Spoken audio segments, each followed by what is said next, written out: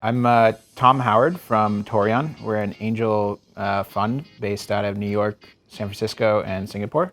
And our group is about half bankers and half tech people.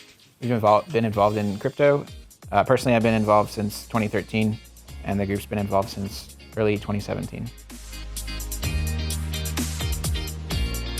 So in 2017, the ICO space was incredibly speculative. We had a lot of intense volatility and quite insanely overvalued projects based on that speculation. In 2018, we saw what people are calling a bear market, but actually I think it's just a return to normalcy.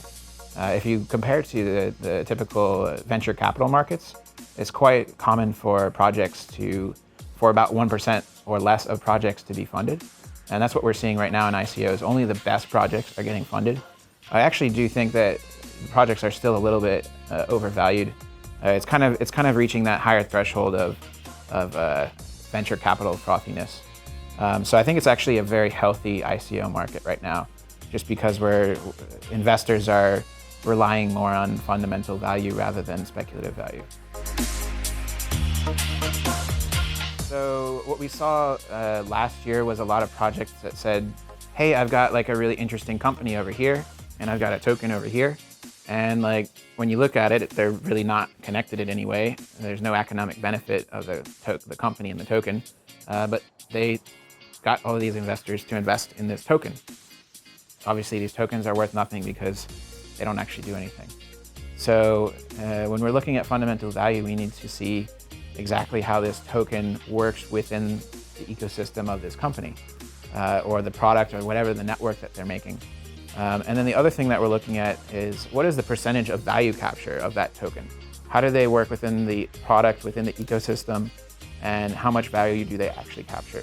A lot of the ones I've seen maybe captured less than 1% of the value of the network.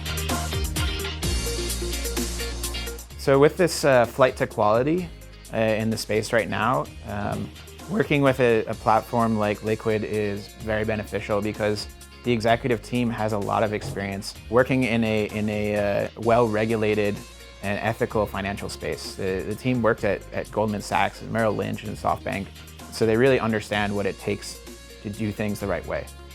So when your projects are raising money or launching tokens or anything like that, as the flight to quality increases, investors will want to see a lot more transparency and a lot more regulatory compliant offerings in the space. And so really the only way that you can do that is by working with people that have that sort of experience.